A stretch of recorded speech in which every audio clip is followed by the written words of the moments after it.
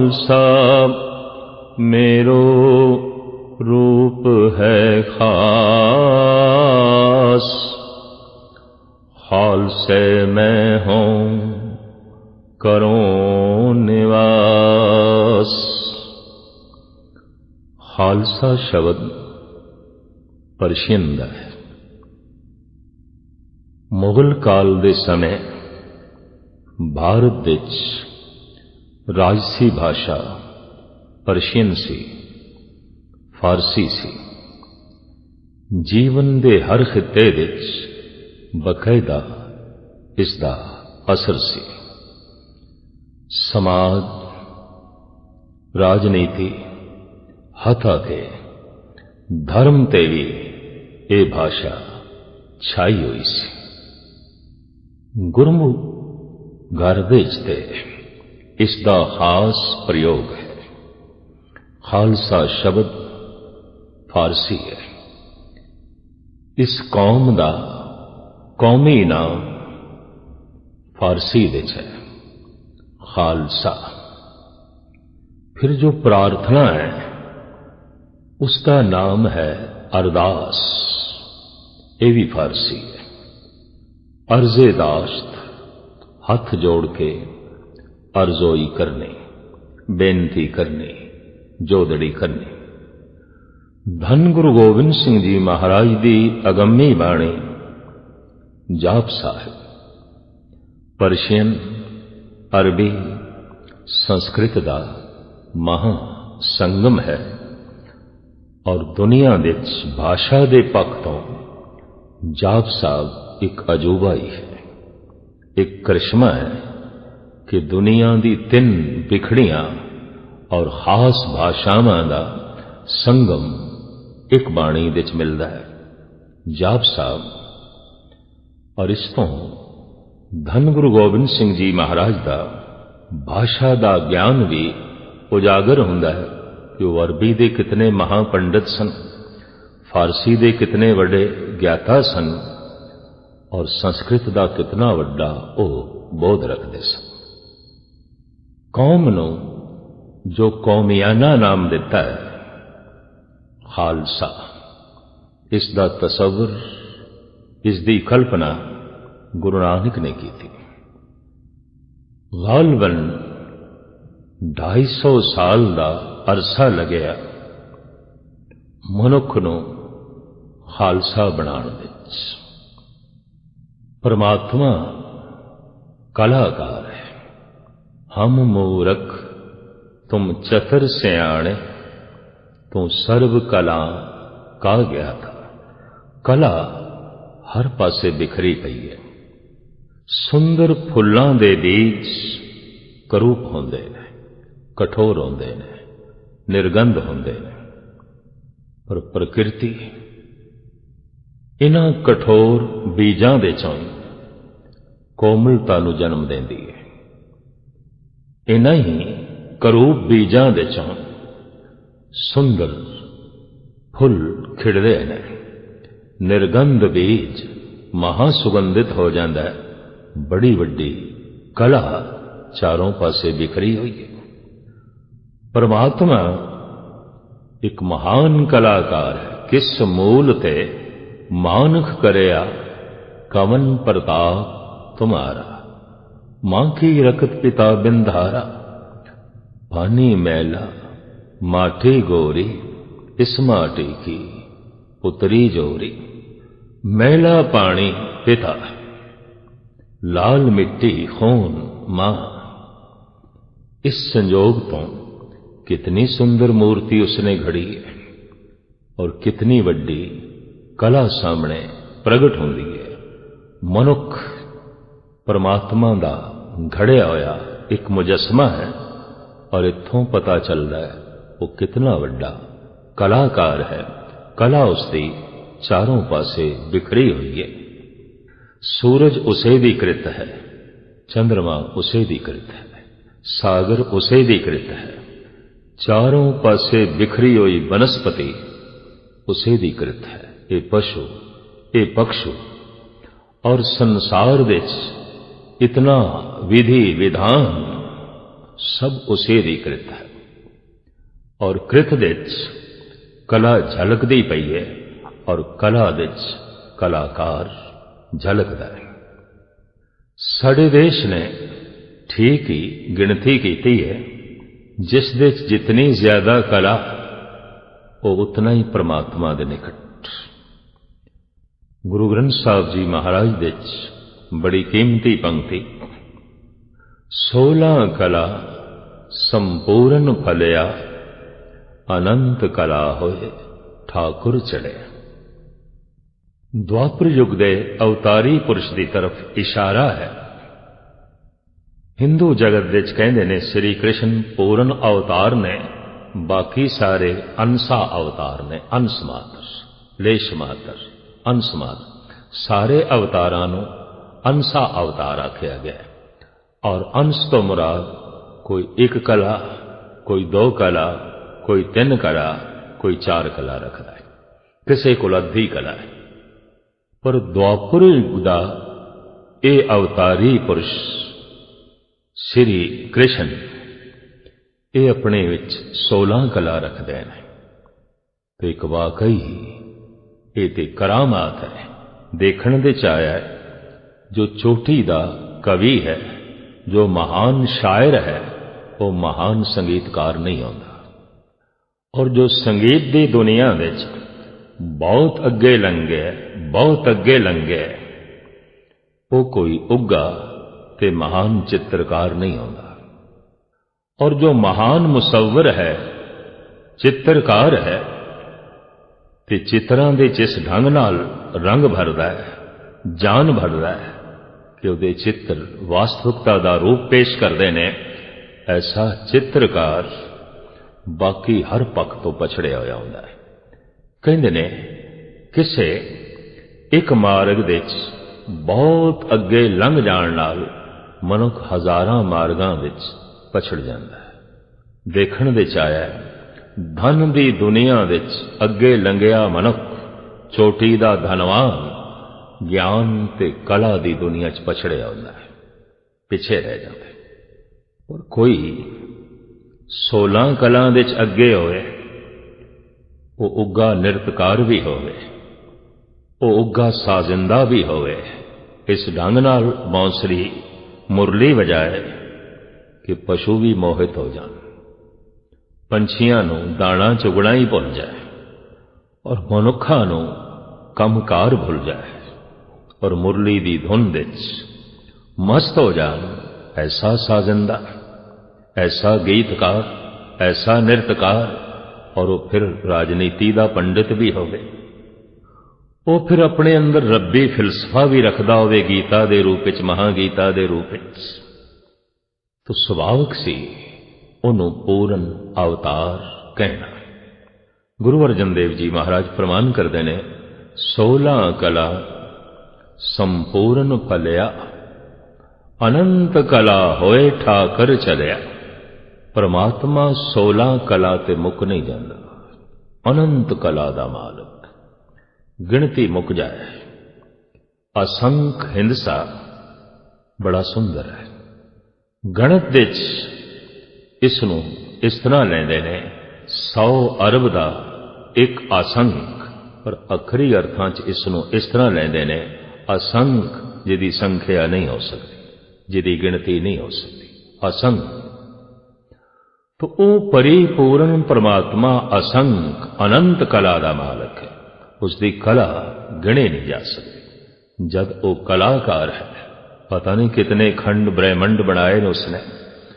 अज विज्ञान सहमत हो गया है कि ब्रह्मंड विच अरबां खरबां सूरज ने।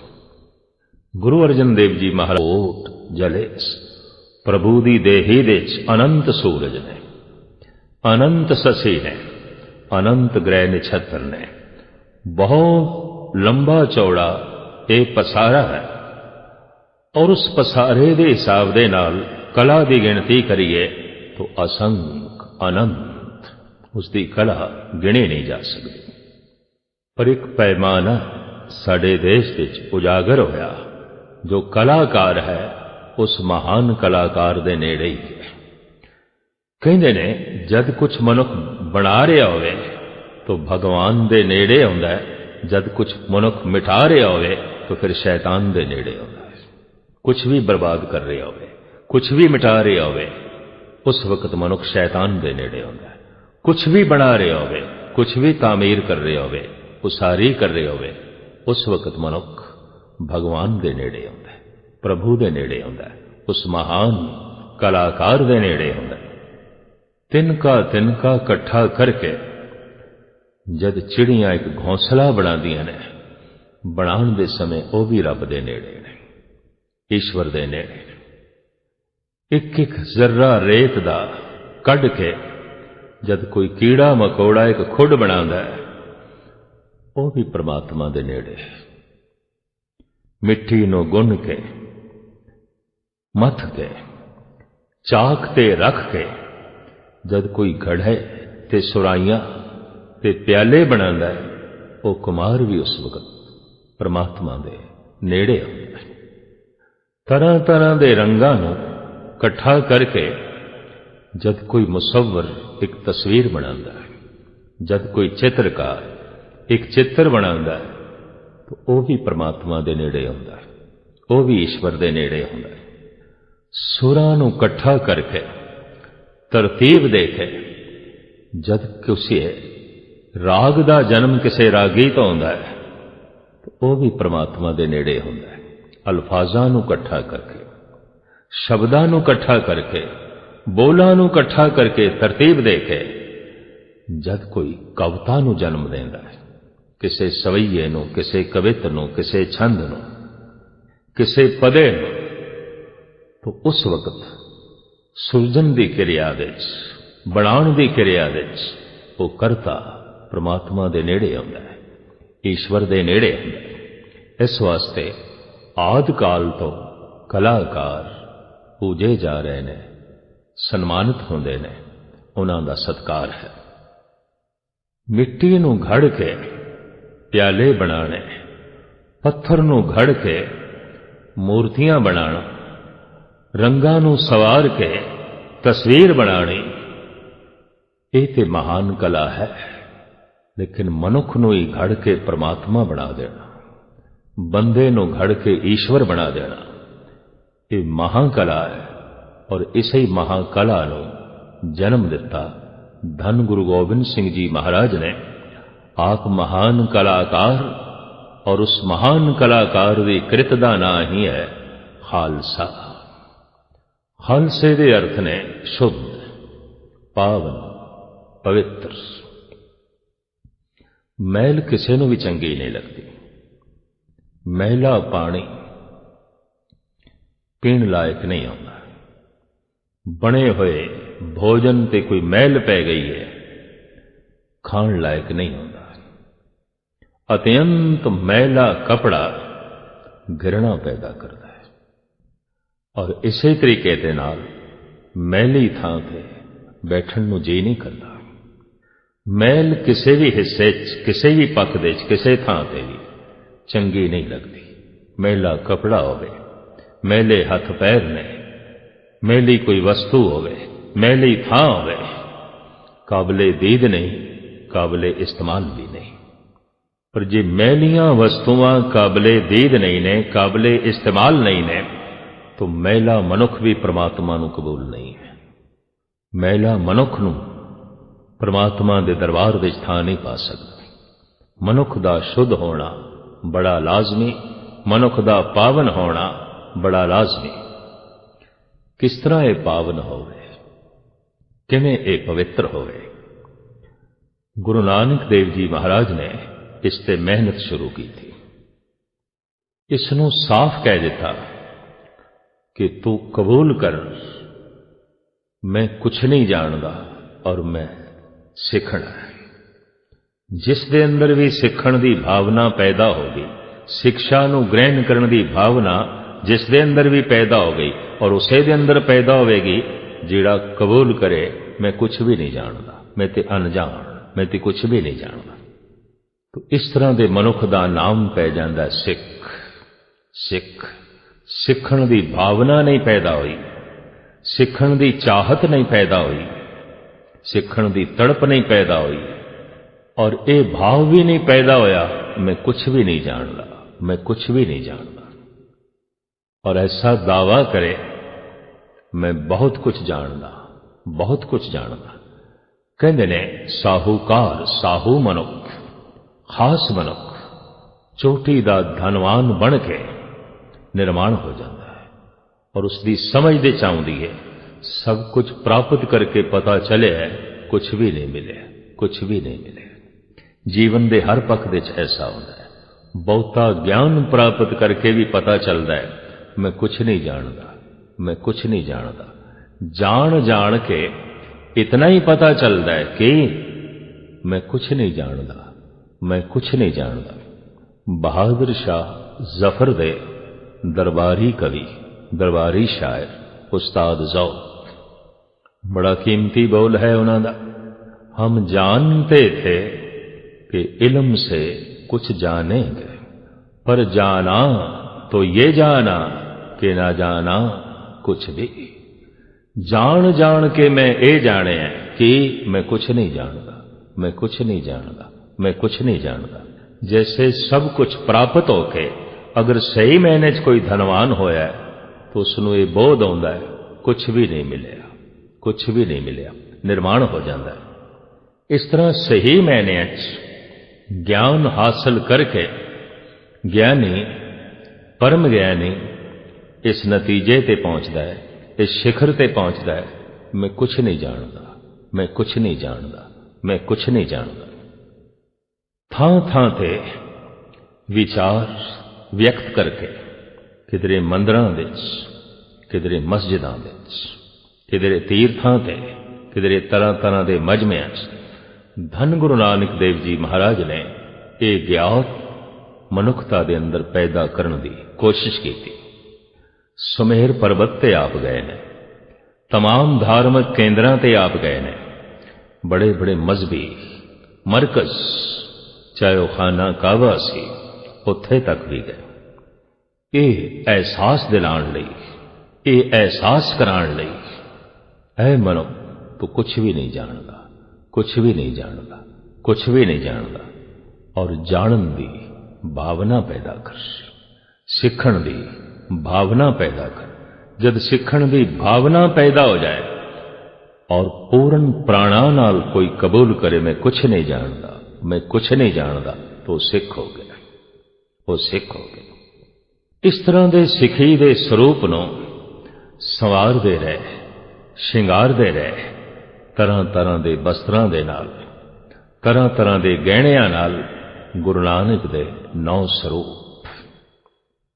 संवर गया सिख, शिंगारिया गया सिख, ये महादानी हो गया, ये महाज्ञानी हो गया, ये प्रेम का सागर बन गया, ये निर्वैरता की मूर्ति बन गया, ये निर्भयता का मुजस्मा बन गया, ये दया की तस्वीर बन गया, ये प्रभु भावनावां की मूर्ति बन गया।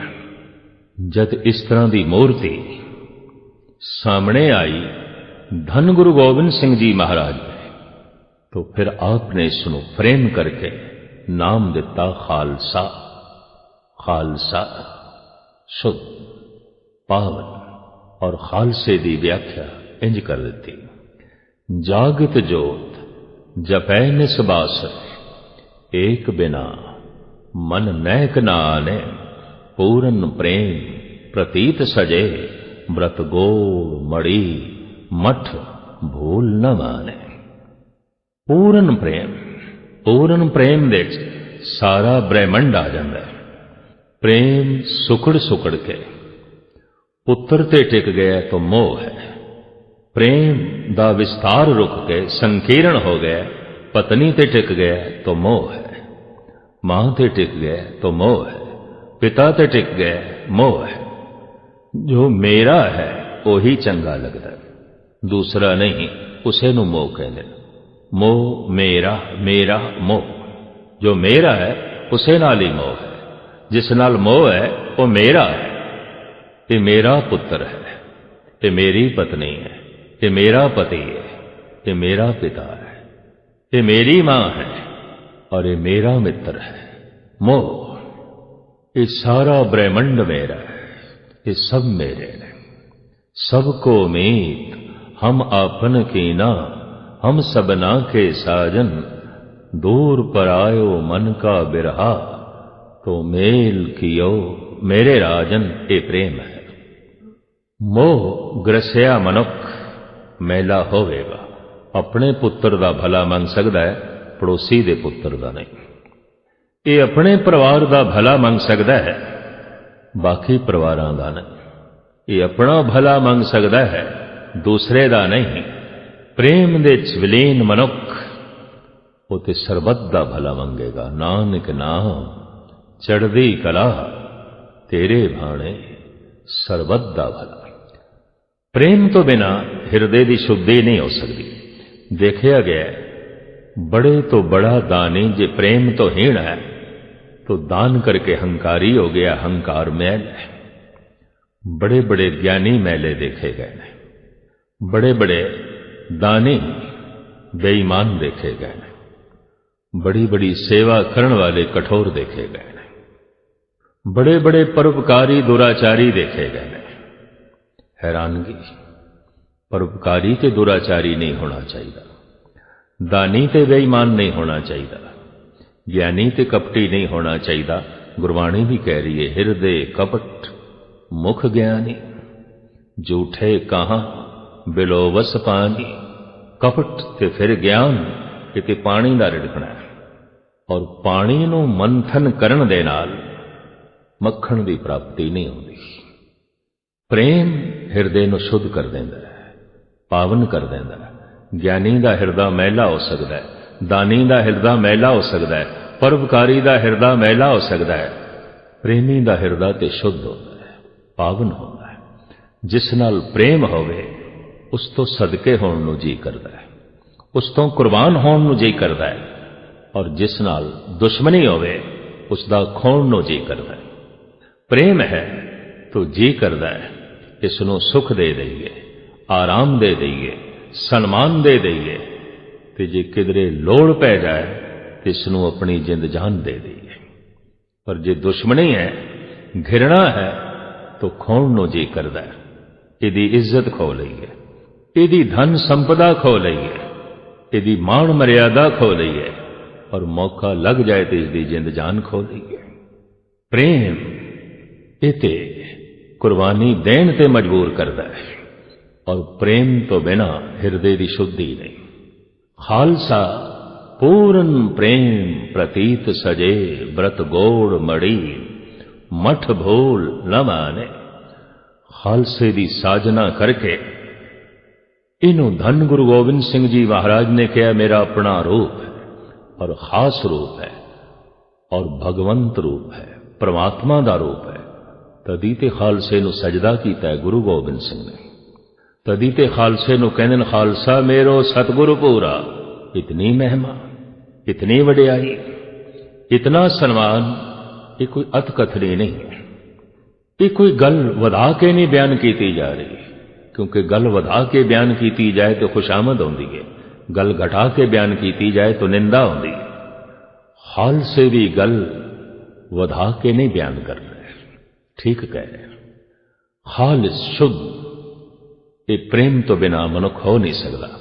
ते प्रेम परमात्मा का रूप है। महाकवि तुलसी कहते ने, प्रेम हर को रूप है, त्यों हर प्रेम स्वरूप। एक होए द्यों यों मिले, ज्यों सूरज अर्धूप। जिवें रोशनी सूरज है, सूरज रोशनी है, प्रेम परमात्मा है, परमात्मा प्रेम है। कलगीधर पिता कहते ने, जत्र तत्र दिशा विसा होए फैलियो अनुराग।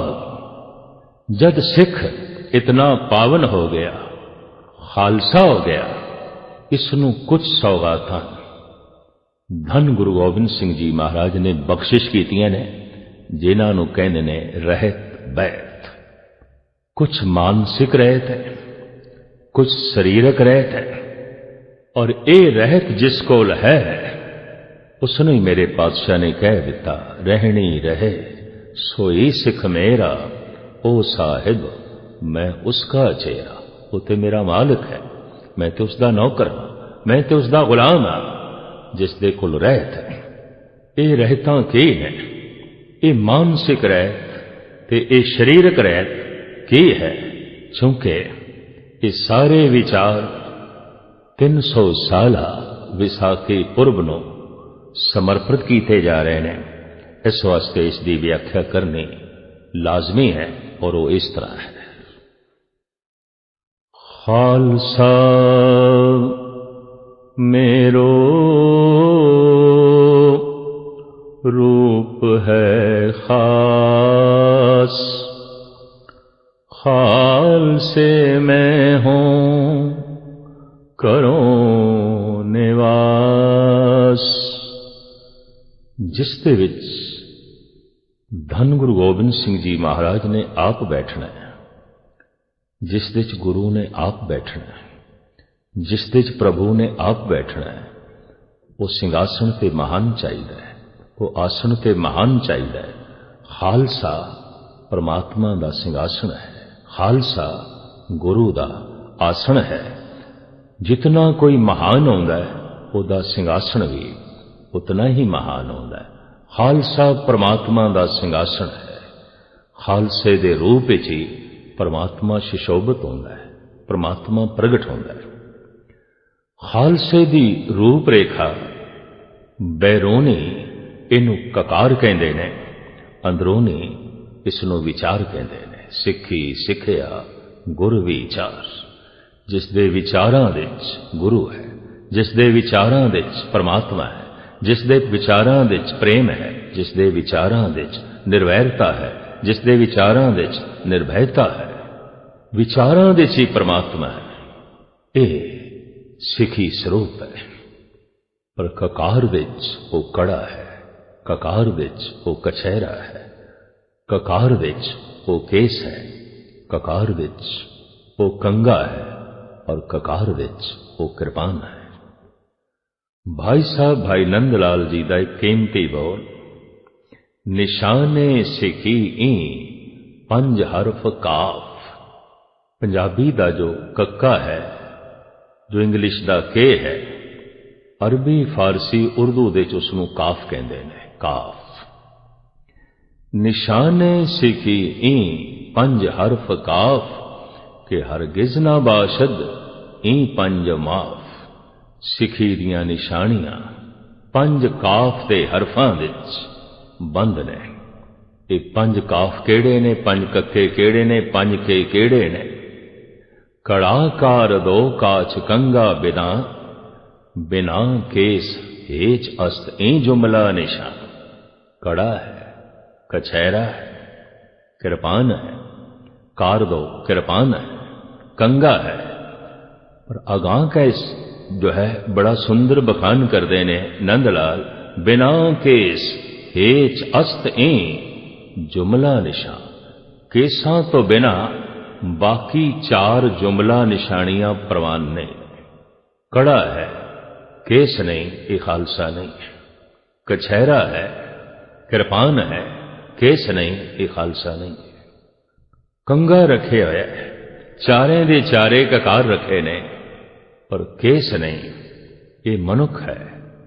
किसे होर संप्रदा दा भगत गुणी ज्ञानी हो सकता है, कम से कम ये खालसा नहीं है, ये सिख नहीं है। बिना केस हेच अस्त ई जुमला निशान। हेच ने फिजूल ने बाकी 4 निशानियां, केसां तो बिना, क्योंकि केसां विच सिखी स्वरूप झलकदा है, केसां विच खालसा झलकदा है। जैसे शीशे दी तस्वीर झलकदी है, केसां दे दर्पण विच ही खालसे दा रूप झलकदा है ते प्रगट होंदा है। केसां दी अपनी दुनिया है, अपनी महानता है, और परमात्मा वालों दिता होया ये महान श्रृंगार है, संवारे है। जद मनुख नाम अभ्यास विच बैठदा है तो 10वें द्वार सिर दे है। और जद द्वार खुलदा है ते रस दे झरने वग पैंदे ने। ये रस मस्तक विच सिर विच जमा होंदा है। ये रस छेती खारिज ना हो जाए, निकास ना हो जाए, चला ना जाए, काफी समय तक बनिया रहे। जैसे कोई मिठी चीज मनुख ने खाधी है, 1 मिनट 2 मिनट ते मूँह विच मिठास रहिंदी है। जैसे कोई सलूणा पदार्थ मनुख ने चखिया है तो बाद दे छकण तो बाद भी 1 मिनट 2 मिनट मूँह विच सलूणापण ते रहिंदा है। जैसे किसी ने नाम जपिया है, महारस माणिया है, वो महारस कुछ समय तक ते रहिंदा है, पर ज्यादा समय तक रवे केस मदद करते हैं। पर केसां दे चों भी वो शक्ति, वो रस निकल ना जाए तो दस्तार मदद करती है, ये पग मदद करती है। इस वास्ते बाकी जो कपड़े असी पहने ने समाजिक है, दस्तार समाजिक नहीं है, धार्मिक है। पजामा पहने या पैंट पहनी है, कुर्ता पहने या शर्ट पहनी है, कुछ भी जिस्म ते धारण किया है, या किसी बीबी स्त्री ने तन ते जो भी धारण किया है, सब समाजिक है। मस्तक दी दस्तार ते धार्मिक है, ये पहरावा धार्मिक है, ये समाजिक नहीं है। इस वास्ते कोई तन ते होर कपड़ा नहीं तो इसनू बेइज्जती दी निशानी नहीं मनते, पर सिर ते पग नहीं तो अगला कहता अगले दी तो पग लै गई। कोई ऐसा थोड़ी कहता अगले दी जो है जुत्ती रह गई, अगले दा चोला रह गया, अगले दा पजामा नहीं है, अगले दी पग नहीं है, पग लै गई। पग इज्जत है, पग धर्म है, पग अणख है, पग गैरत है, पग रस है, इहदे ही सारा रस है। यही कारण है आद काल तो वेद पाठी सिर दे उत्ते एक बहुत वड्डा पगड़ बन के ही वेदां दा पाठ करते सन। नंगे सिर कोई नमाजी नमाज नहीं पढ़ता। और मोहम्मद साहब अपने सिर ते बहुत सुंदर दस्तार सजाते सन, और दस्तार शब्द अरबी दा है, ये उन्हां ही देशां तो इत्थे शब्द आया। इत्थे पगा कहंदे ने, अरबी दे दस्तार कहंदे ने। सारा इस्लामी जगत अरब दा दस्तार सजांदा सी। वक्त दे नाल नाल ब्राह्मणां दे सिर ते भी दस्तार नहीं रही, पगा नहीं रहा, तो मुसलमानां दे सिर ते भी दस्तार नहीं रही।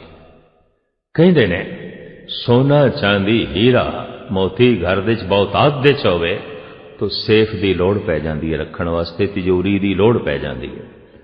पर है ही नहीं कुछ तो फिर तिजोरी दी लोड़ नहीं।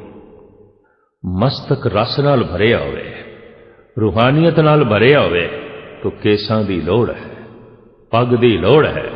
सिर ही खाली है, सिर दे च कुछ नहीं, तो फिर कुदरती गल है केसां दी लोड़ महसूस नहीं होवेगी, दस्तार दी लोड़ महसूस नहीं होवेगी। जिस सिर दे च कुछ है वो ते केस नाल और दस्तार नाल प्यार पांदे ने। केस रब्बी सोपण भी ने। देखदे हां असीं बबर शेर नर शेर, उदी गर्दन दे भरमे वाल, उसदे सामने शेरनी बिल्कुल फिक्की लगदी है, बिल्कुल फिक्की लगदी।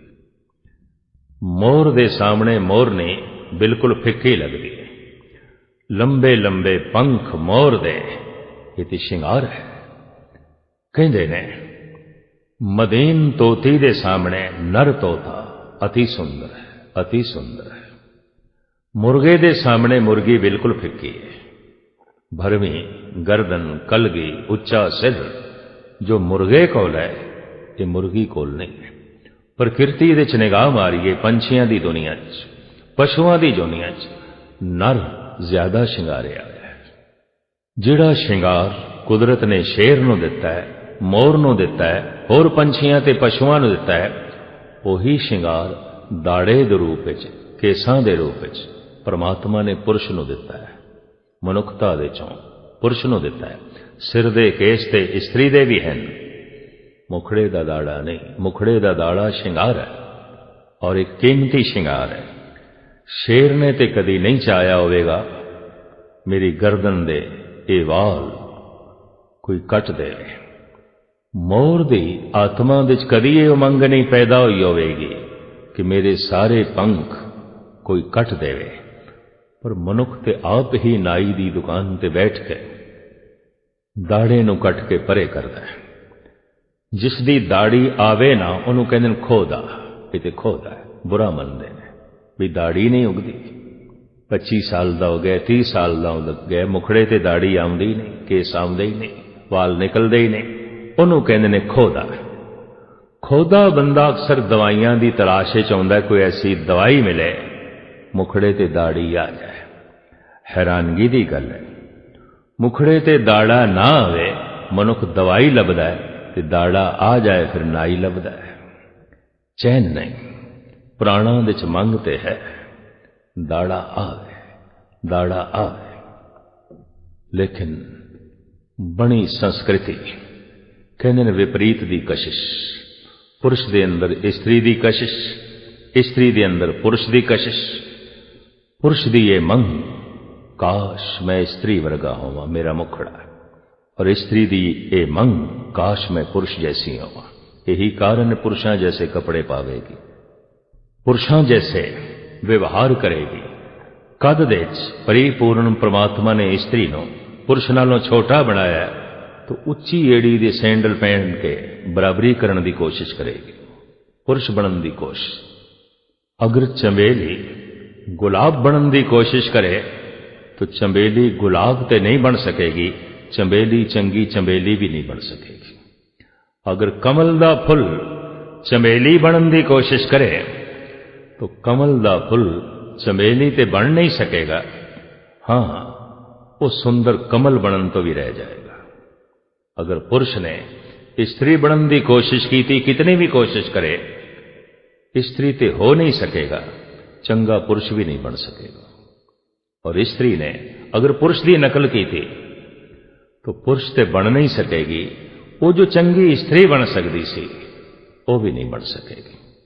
तो मुखड़े दा दाड़ा परमात्मा की तरफों मिलिया होया एक महान श्रृंगार है, और धर्म की ये आद काल तो निशानी चली आ रही है।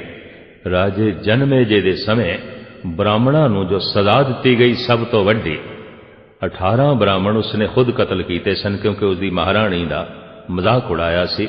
कलगीधर पिता ने ते कृष्णा अवतार दे सब कुछ लिखे है, लेकिन महाभारत का भी ये लंबा चौड़ा प्रसंग है। प्रथम बांध के सबके मूंड मुड़ाए, पुनर एडुआ सीस ताके लगाए।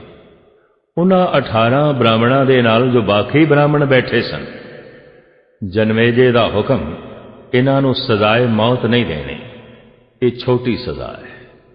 तो मौत की सजा तो वड्डी सजा केड़ी हो सकती है?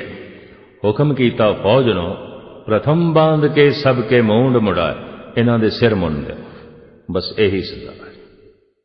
ये सजा मौत नालों भैड़ी मनी गई। और जनमेजे का कहना सी, मौत की सजा कोई सजा नहीं, जल्दी खत्म हो जाएंगे, नहीं केस मुन दो, मुंडन कर दो। और केसां नूं मुन के हुक्म कीता, ये जिन्हां दा मुंडन होया है मेरे राजपाठ दे च नहीं रह सकते। तो जनमेजे दा राजपाठ छड़ के जदे दूजे रजवाड़ियां च गए तो अगलियां ने पूछया, तुसी कौन? ब्राह्मण, तुहाडे सिर दे केस किथे गए? तो एक झूठ बोलिया, मां गुजर गई है तो वैदिक रीति के मुताबिक सिर दा मुंडन कराना सी।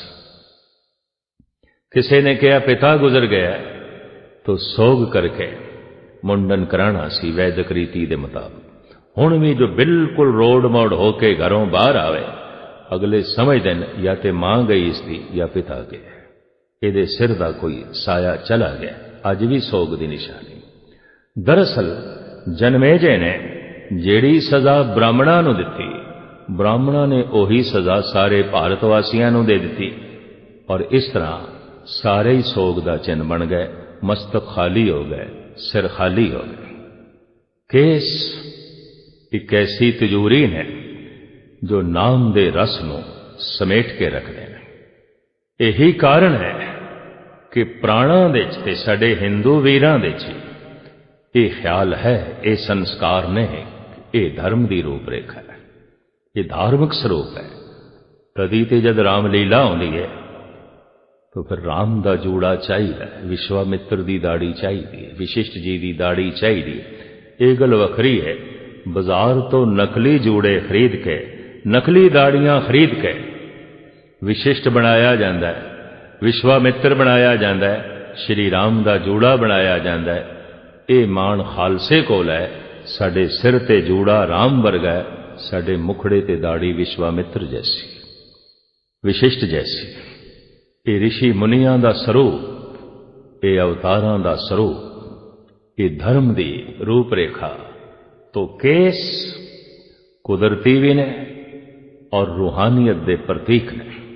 यह गल वखरी है कि तूजूरी होवे ते उसदे सोना चांदी ना रखिया जाए। तो कलगीधर पिता इंज भी कहते हैं, धरे केस पाहुल बिना बेखी मूरख सिख, तिसको दर्शन नाए मेरा पापी त्यागे बिख। केस ते रख लै पर रब्बी रस मस्तक विच नहीं है, मानसिक रहत नहीं है, बाकी रहत नहीं है। तिजोरी ते बना के घर विच रख लईए, पर सोना चांदी जो हीरा है इनू तिजोरी विच रखण दी जाच नहीं आई। पंडित देसा सिंह जी जिन्हां ने रहतनामे लिखे ने, भाई देसा सिंह जी, वो तो इत्थे तक कहते ने, ज्यों काहूं पे गधा नवायो, फूल माल ताए मूंड धर आयो। जिवें कोई बंदा खोते नूं इशनान कराए और सुगंधियां छिड़के उसते ते गले विच फूलां दी माला पहना देवे। ज्यों काहूं पे गधा नवायो, फूल माल ताए मूंड धर आयो। तैं की करता की शोभा नाई, हासी होए होत जगमाई। जगत विच हासा ही होवेगा, ले खोते नूं इशनान कराया ते फुल्लां दी माला पहनाई। तो भाई देसा सिंह जी कहना की चाहते ने, अगां चल के कहते ने, तिम कुरतियां ने केस रखाए, कहो कैसे ओ सोबाब।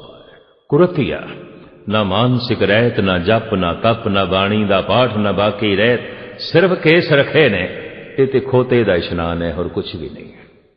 ये ते खोते दे गल विच फुल्लां दी माला पहनाई गई है और कुछ भी नहीं है।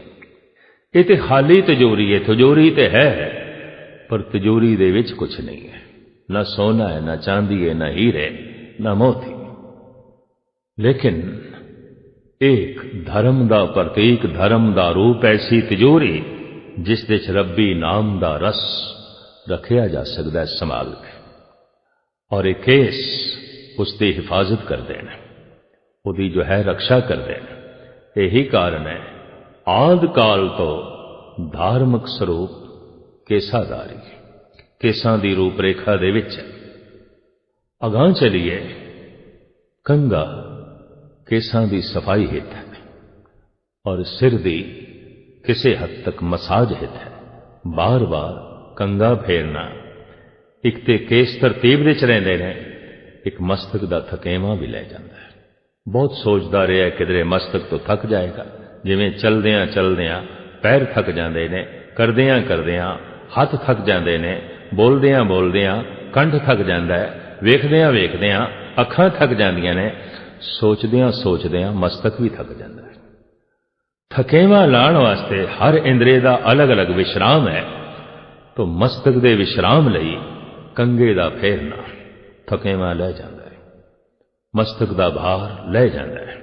कंगा बकायदा ये कम करदा है, सिर्फ केसां दी तरतीब ही ठीक नहीं करता, बल्कि मस्तक दा थकेवा भी ला देंदा है, सुफुर्ती भी दे देंदा है, ताजगी भी दे देंदा है। कछहरा पड़दा है और किसे न किसे रूप विच सारे जगत ने धारण कर लिया, सारे जगत ने अपना लिया। इसकी अहमियत नूं महसूस कीता है, समझे। कड़ा ते एक प्रण है। अक्सर कोई काम करिए सज्जा हथ अगे आउंदा है और कड़ा ये याद दिलांदा है, तेरा हथ गुरु ने पकड़िया है, तू गुरु दा हथ पकड़िया है। ये कड़ा गुरु की निशानी है। किसी गलत काम नूं ये हथ नहीं पैने चाहिए, किसी गलत पासे ये हथ नहीं जाने चाहिए। किरपान अज दे तार्किक कह देंदे ने, एटम बम दे जमाने विच हाइड्रोजन बम और इस तो अगां वध गई है साइंस। एक निक्की जी किरपान 6 इंच की 9 इंच की की मैंने रख दी है। इसकी अहमियत की है? कुछ भी नहीं। पर कौन दसे ये किरपान लड़न वास्ते ते मारन वास्ते नहीं है। ये तो सिर्फ एक स्पिरिट पैदा करने वास्ते है अंदर भाव बनिया रहे कि मैं संत भी हाँ पर सिर्फ संत नहीं सिपाही भी हाँ। मैं संत हाँ ऐसी प्रेरणा ते केसां तो मिलेगी, बाणी दे पाठ तो मिलेगी, पर मैं सिपाही हाँ बिना शस्त्र तो इसकी प्रेरणा नहीं मिल सकती, इसके संस्कार नहीं बन सकते। सिपाही जज्बा अंदर बनिया रहे, वक्त दे नाल जिस हथियार नाल लड़ना पवे लड़ लिया जाएगा, अपना ते देश ते कौम का बचाव कर लिया जाएगा, पर इस स्पिरिट के अंदर होनी चाहिए, ये जज्बा के अंदर होना चाहिए है। और ये जज्बा कृपान तो मिलेगा, शस्त्र तो मिलेगा। शायद इसे वास्ते धन गुरु गोबिंद सिंह जी महाराज ने शस्त्रां नूं अपना गुरु भी कह दिता है। अस कृपान खंडो खड़क तुबक तवर अर तीर, सहत सरोही सहती यही हमारे पीर। ये मेरे पीर ने, ये मेरे मुर्शद ने, ये मेरे गुरु ने, ये मेरे तन की रक्षा करते हैं। प्रभु का नाम मेरे मन की रक्षा करता है, मेरी रूह की रक्षा करता है। शस्त्र मेरे तन की रक्षा करते हैं, देश की रक्षा करते हैं, कौम की रक्षा करते हैं। अंदर ये जज्बा बनिया रहे, कृपान इस जज्बे को बढ़ाई रखती। इस तरह पंज बाणियां दी रहत देखे, पंज ककारां दी रहत झोली विच पा के, नाम अभ्यास की बिरतियां उजागर करके धन गुरु गोबिंद सिंह जी महाराज ने खालसे की साजना की थी। जानवरां दी दुनिया विच दो जानवर ऐसे ने, एक गऊ ते एक शेर। एक बहादुरी का प्रतीक है, एक भले मानसी का प्रतीक है। जद भी कोई बहुत शरीफ ते भले मानस है, असी कह देने ये ते गऊ है, निरा ही गऊ है। पर जद भी कोई सूरबीर है, बहादुर है, तो असी कहते ये ते शेर है। अफगानी ईरानी जद हमला आवर हो के हिंदुस्तान ते आए, सिर्फ 500 दी फौज ते 5-5 लखां दा कतल। चंद बंदियां नूं लैके बाबर ने भारत नूं गुलाम किया। थोड़े जिहा गुलाम आए, सारे देश नूं गुलाम करते गए। ऐसा क्यों? भारत विच गऊ दा जज्बा ते सी, शेर दा जज्बा नहीं सी। और इसका बकायदा धन गुरु नानक देव जी महाराज ने जिक्र भी किया है, और बड़ी सुंदर वाणी है। खुरासान खसमाना किया, हिंदुस्तान डराया। हे प्रभु, तो खुरासानियां दा ते खसम बन गया, कदम कदम दिते उन्हां दी जित हो रही है। पर इत्थे प्रश्न हो रहा है कि तुसी अवतार हो, गुरु हो, कि गुरु ते सरबत दा भला मंगदा है और समदृष्ट होंदा है। तुसी ऐसा पक्ष क्यों ले लियो? हिंदुस्तान दे पक्ष विच खड़े हो रहे हो, हिंदुस्तानियां दे पक्ष विच खड़े हो रहे हो।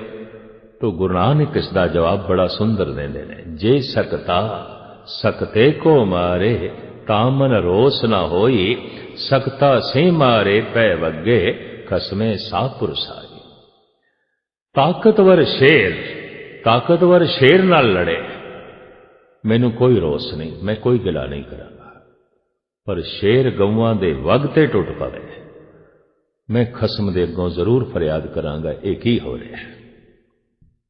मंदिर विच प्राचीन जितने मंदिर बने ने सनातनी, असी देखते हाँ बाहर शेर दियां मूर्तियां ने, गऊ दियां मूर्तियां ने, प्रतीक ने। भगवान तक ओही पहुंचता है, भगवान दे दर्शन उसे नूं होंदे ने जो गऊ जैसा भले मानस होवे और शेर जैसा बहादुर होवे, साहसी होवे। साहसी नहीं, दलेरी ही नहीं, तो जिंदगी दे किसी भी पक्ष विच गतिमान नहीं हो सकेगा। पर शराफत ही नहीं, भले मानसी नहीं, सदाचार ही नहीं, रूहानियत उजागर नहीं हो सकेगी। गऊ केवल गऊ जैसी है, शेर केवल शेर जैसा है।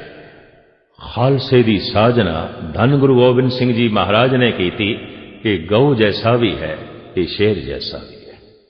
इस सिख दे रूप विच गऊ जैसा है, पर इस सिंह दे रूप विच सिंह जैसा है, शेर जैसा है। ये दोहां दा संगम धन गुरु नानक ते गुरु गोबिंद सिंह जी महाराज ने किया। यही कारण है कि दो नामां करके एक कौम सारी दुनिया दे जानी जाती है, सिख करके सिंह करके।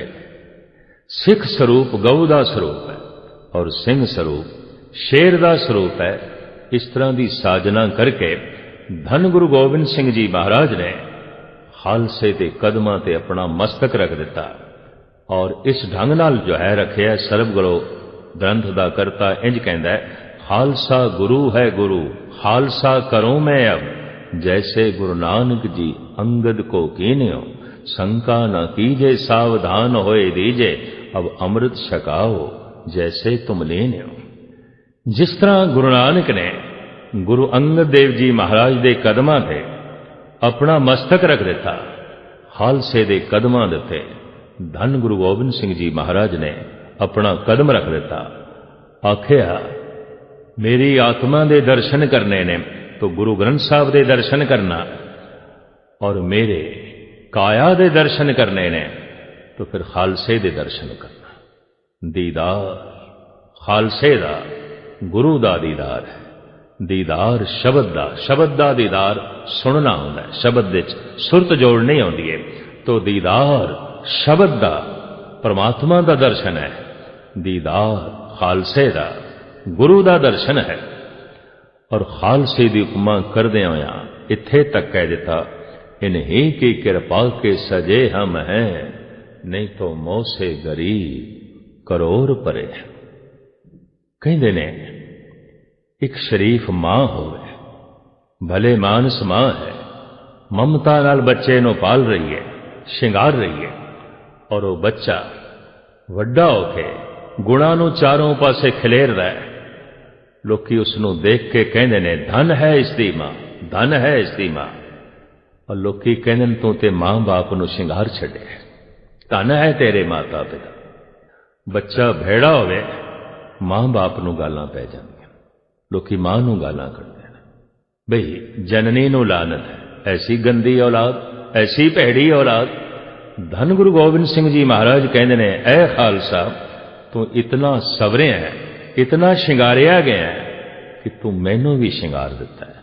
लोकी कह रहे ने खालसा इतना महान है तो इसकी साजना करने वाला कितना महान है, तू मैनू सजा दिता है। इन्हीं की कृपा के सजे हम हैं, नहीं तो मोह से गरीब करोड़ परे हैं।